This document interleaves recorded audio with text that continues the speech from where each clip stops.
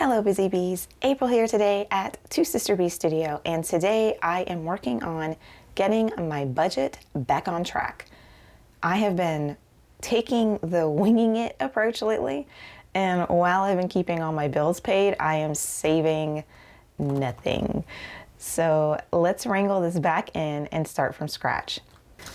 So the first thing that I do to start from scratch is look through my bank account, and I wrote down all of my income and expenses for every month. So here's my list. You will notice that I only have whole numbers here, and that is because I will always round my income down and my expenses up, so that way a small buffer will start in my bank account. Let's transfer this over to the book that I made. I'll just take a second and say I'm a hybrid stuffer, so I use a mixture of electronic and cash methods. I was using my tablet and an app called Penly for my budgeting sheets, but I went ahead and created this book. So let's start filling it out. Let's see how this is. Go ahead and move this over a little. All right, so I got a little intro of basic information for you guys.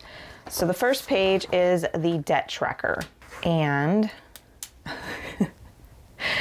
I don't have a whole lot of this information at the moment in perfect unity, so I'm gonna go with just writing down what I know, which is my car. And my payment dates are always on the 9th, but I'm gonna leave that because this is to make extra payments. So my balance on my car, I wanna say, is like 7,000. So I'm just gonna put that in there for right now. A couple years ago, this would have been filled easily. So, you know, I'm pretty proud of myself that really the only true debt that I have is my car and my home at the moment. So go team. All right, let's go to the next page, which is the monthly overview. All right, now we can get budgeting. So I'm gonna go ahead and fill this out. Okay, so I went ahead and I used this to fill in all of my bills that were due. I know that there's some other important things like Thanksgiving, but I don't have any appointments this month or anything like that. And then I have my habit tracker. I want to start drinking water and yoga, so I'm going to start trying to pay more attention to that. My monthly goal is to make more videos. I'm trying to be around here, guys.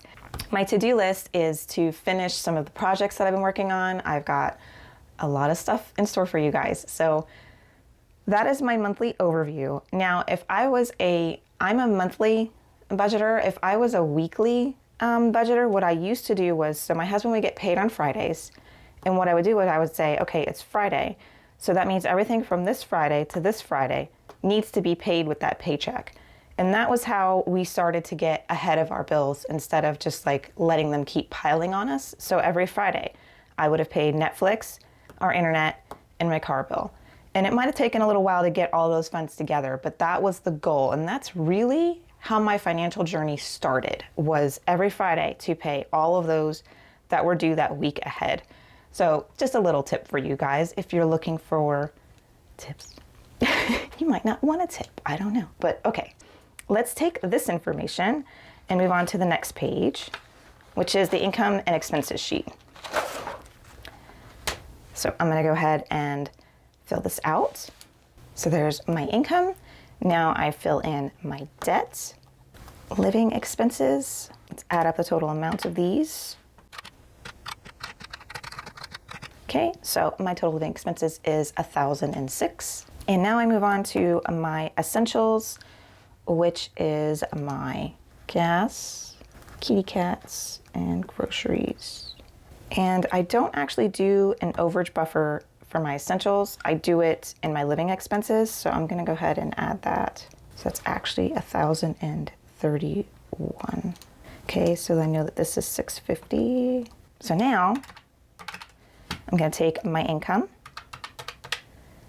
and deduct my car, my living expenses, and that leaves me with 1,196. So I'm gonna write that in notes because I do something different with this. Then I will deduct my debit, which leaves me 546. And I actually write that down here in balance for envelopes and savings. And I'll explain that better in a second. But essentially what I do is all of my pay goes into my main banking account. My living expenses, so this is all my loans and my living expenses, come out of that. I figure out how much of that is a reasonable amount to budget out for groceries and gas and things of that nature. So this actually goes on a reloadable debit card. The reason that I do that is cash is sometimes a huge inconvenience, not to mention the prospect of losing it or someone taking it. But in addition to that, it sets this budget in stone. I put the money on the card and that's it. When it's gone, it's gone. I can start out eating Olive Garden and Outback and take out all I want, but at the end of the month, I'm gonna be eating ramen if I do that. So it's important to pay attention to that, and that has taught me to really stick to that budget. I also really like keeping those transactions separate from my main account. So my main account only ever sees action from these, which makes it a lot easier to see if something else is coming into my bank account that shouldn't be there. So, because it's a very small transaction, it's just, what is this, 11 or 12? There's only a few transactions every month in there. All of the little dingy ones get hit with that little debit card. So I really love using that card. I bank with Regions. There's no fee for that card that they use as long as I use it 5 times a month, and I can easily move the funds between my accounts with the app or the website. I'm not sponsored by them or anything, but I've been banking with them for like over 15 years, so I really like that. And most banks are actually offering these reloadable debit cards, so if that's something that you want to check out, I highly recommend it. But all right, so let's move on to that.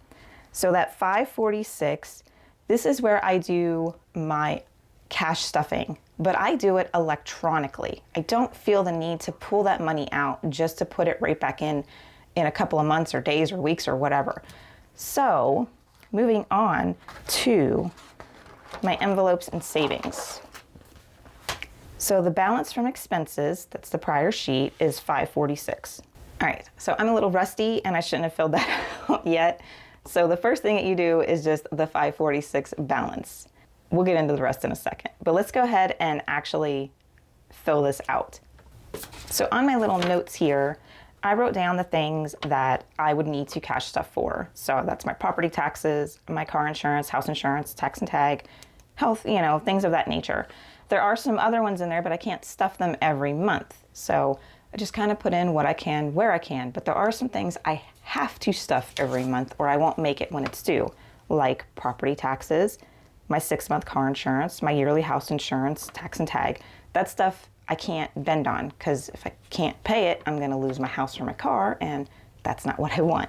So what I did was I took those full amounts and broke them down into the months that were left in the year, so I know what I need. And this is where I have my electronic stuffing. So this cash planner can be used for you whether you're using prop money, regular money, or both. Since I use both, I use it for both. So what I did was I took that $546 and I broke it down into all of the money that I need, and then put here how much I would need of each. My cash envelopes are all prop money, so 440 of this needed to be prop money, and there's all the denominations that I needed to print. And then what's left, the 106, is for my savings challenges, which I use cash for. So that's this, and I don't need to worry about that until the end. Just to give you a little bit of a further idea of my process, which it might seem a little confusing, and that's partially because I haven't done it in a way that I had to explain it to somebody in a while. So trust me, it's actually really easy to do and to keep up with, and all of my money is tracked very, very well. I feel like it's a really controlled environment. But that is how I figured out how much prop money to have. So there should be $440 in prop money. There's my 200.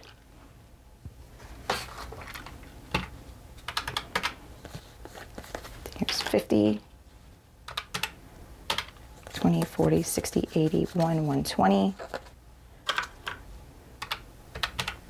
10, 20, 30, 40,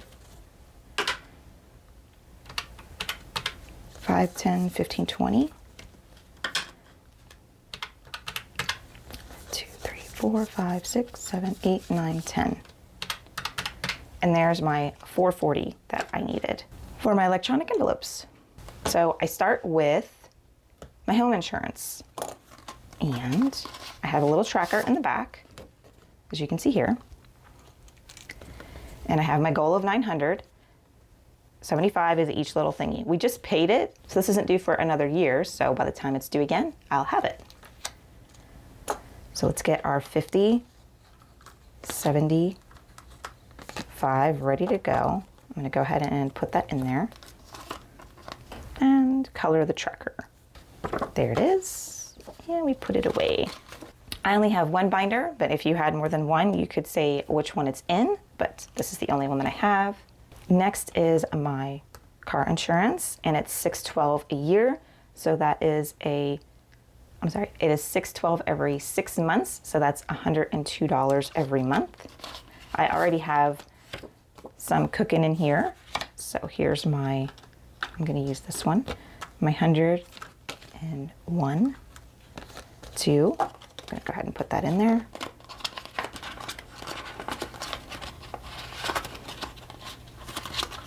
Okay, here's this. Let me go ahead and write it.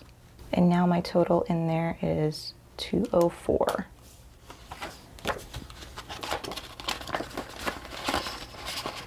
Okay, next is my property tax. It is $290 a year, so that's $25 a month.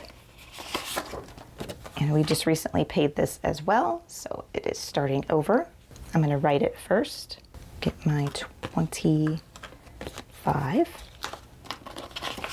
And here's my balloon. I do like writing beside it how much is in there.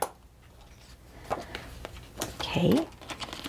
Tax and tag for our vehicles are $370 a year, so that's $31 a month. I don't think I have it. Do I have anything in here yet? Yes, I do. So I have $190 in there. So adding my 31, 20, 31 makes this $221 in the balance. All right, wealth of health. I try to put at least $100 in here every time. And there is already 200 in there. So here's my 100. So now there will be 300. And I'm gonna go ahead and color something. So here's this finished. All right, vehicle upkeep. Already has 5 in it. So I had 15, making the total 20 now. 10, 15. Emergen-B. Okay, so I have this on here because the tracker has an extra little thing colored that it does not need colored. So that was so that I knew not. So I don't know if O was the best word, but I allotted 20. So here's our 20, and I'm only gonna color one honeycomb. Yep, so now it should have 50, and it does. Okay, trim the tree. So I sat here and thought about what I felt was a reasonable number to spend on family. And I think $150 per family member is good. So that'll be $450 for my husband and 2 kids. I don't need Christmas presents, you know. I get to wrap everything. Ooh, you know. It's okay, so $450 a year. So that's $37.50 a month, and we'll round that up to $38 a month. Okay, so there's already 1, 2, 3, 350, 370, 1, 2, 3, 4. So there's already 374 in here. So we're gonna add 38, so 20, 25, 26, 27, 28, 38. Don't ask why I did it that way. My brain's not fully functioning. 20, 35, 36, 37, 38. So there's my 38. So now there's 412 in there. There's my $38 lollipop. Go ahead and put this in here. That envelope's getting thick.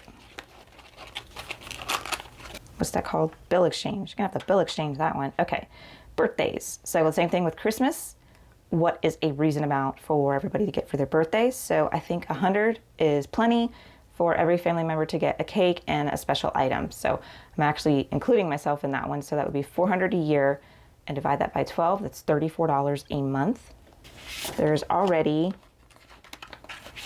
some in here, and that's 50, 60, 70, 80, 90, 1, 2. So 92 is already in here, and I'm giving it 34. So that'll be a balance of 126, which means my daughter's birthday in December will be ready for it. All right, I'm gonna go ahead and color. I'm not in a super duper coloring mood today, so got a little lazy on that. There's that. So everything is done in here. So now I will add all of the amounts that I just put in there. So there's my 440, and it looks like I forgot to put this in birthday. I'm glad I caught that now, because I'd have been like, what is happening? Let me put that in there real quick. Now, back to what we were doing. Okay, 440.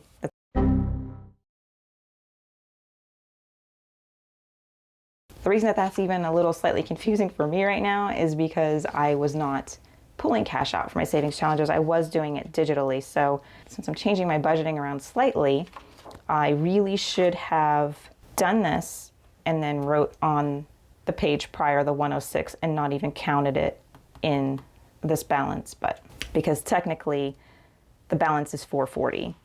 So I'm actually going to fix that now so that this isn't even carried around. Hey man, I'm honest about how I do stuff, okay? So it should be this. So the balance for envelopes is 440. There we go. So now just to show you I'm not completely crazy, 2486, right? Deduct total expenses, 259, 1031, 650, and then my 106. So there's my 440 that I carried over. So I kind of did a step too late. I need to adjust that for next time so it will make a lot more sense. So this is actually this. I filled it out prior because, as you can see, I was still trying to figure some stuff out. So I'm gonna go ahead and do that right now, actually. Okay, so here's all of that. So now I know how much total prop money I need to print out because I don't want to print out any more than I have to. So that is all the prop money. Now for the savings challenges that I had left, this is cash, and that was 106. You don't want to pull out a $100 bill that you wouldn't be able to play anything. So I went with 5 10s, 6 5s, 4 $2 bills, and 18 ones. And you guys kept telling me about them $2 bills. And I was like, you know, do they even give you $2 bills at the bank? And I was like, man, that would actually be pretty fun to play with. So I did get some $2 bills, and I have a surprise for you guys when I do my savings challenges with those $2 bills. So you guys are going to want to definitely see that. But now I have moved this over to here. The little part right here that you would cut out to take to the bank, you would fill it out like so. And you just give that to the teller, and she will give you your cash. Easy peasy, right? So I'm gonna move this to my savings challenges stuff so that I will have that ready for when I do that. So now the next part of this book is the true budget section. So every month there is a large one and these small ones. If you wanted to track your grocery budget, like I probably will, you can put category grocery, the budget is $5.50, and then you can really budget out exactly what you're buying and how much it is so that you have a really good idea of where that budget went and maybe correct any issues that you're having or things like that. I think that I will definitely use this when I do Christmas next month. So it will definitely be something that I need to keep track of. But as you can see, I do a mixture of methods for my budgeting. I have tried a lot of different things to find what works for me, and you definitely should too, because saving money is an adventure for all of us. No matter what the amounts you're able to save, you should be proud of your progress. But thanks for spending time with me today, guys. Here's another video that you might find helpful. I will see you next time. Bye.